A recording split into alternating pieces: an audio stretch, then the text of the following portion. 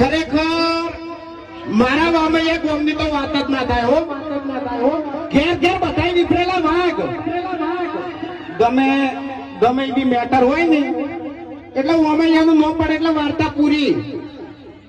કશું ના આવે લ્યા, બંકા બંકા. એ ચો જો તો નાહી જો લે. હાલ તો રંગ ચોમકતો તો જંગ ચોમકતો તો આયો. ઇકો ગાડી ટાયર કાઢી લેજો. એ તારો બા ઇકો નહીં એટલે આમ નહીં કાઢો. ઇકો વગાડવાનું આવે. આપણે શી ખબર ભાઈ તાણી કાળા અક્ષર ભયા બરોબર હે. હમણે આપણે કબજો વિડીયો બનાવી તું 3 ભાગ લગભગ બધાને જોયો જ છે. એટલે જો ગોમ આપણું છે આવું બધા એવી વાત ના કરતા. એટલે આપણે દરપુશી ઉભા જ છે. અમે 2 દાડા તો પહોંચી નતા વળ્યા એટલે વિચારો છો કે હવે યંગ બેટર હાલ દેવી એમ. હે આવ પહોંચી વળશી વાત સાચી છે.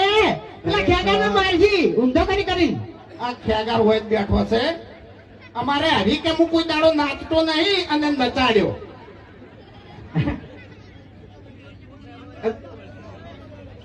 હવે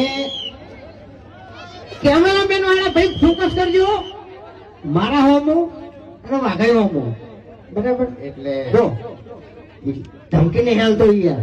ગવર્મેન્ટ ધમકી ના આવવાની. અમદાવાદ જઈએ, ગાંધીનગર જઈએ, બધી જગ્યાએ જઈએ. ડાયલોગ તો મારું જ છું બરાબર, પણ આજ મારા ગોમ માટે ડાયલોગ મારવો છે કે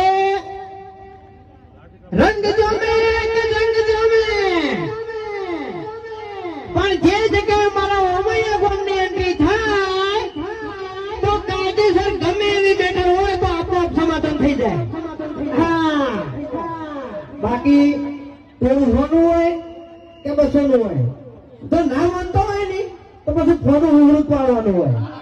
હા, શું કેવું? જગાડવા પડશે હોય, જગાડવા પડશે. હું ગયા નહીં જ્યાં તું ચકરી છે. હા, શું કર્યું? એમ નહીં મગજ નહીં. શું કર્યું? આપણા નોને બોધીને માર્યા તા તાણી તું નતો કઈ કેતો. એરી ઇજ્જત કાઢી મળી છે ત્યાંમાં તાણી. આનું એકણ તું ડાયલોગ બાતી કરવા માંડ્યો છે. આબરૂ કાઢી ડાબડી મોટા હોય એકણ વધારે બોલ્યા ન હતું.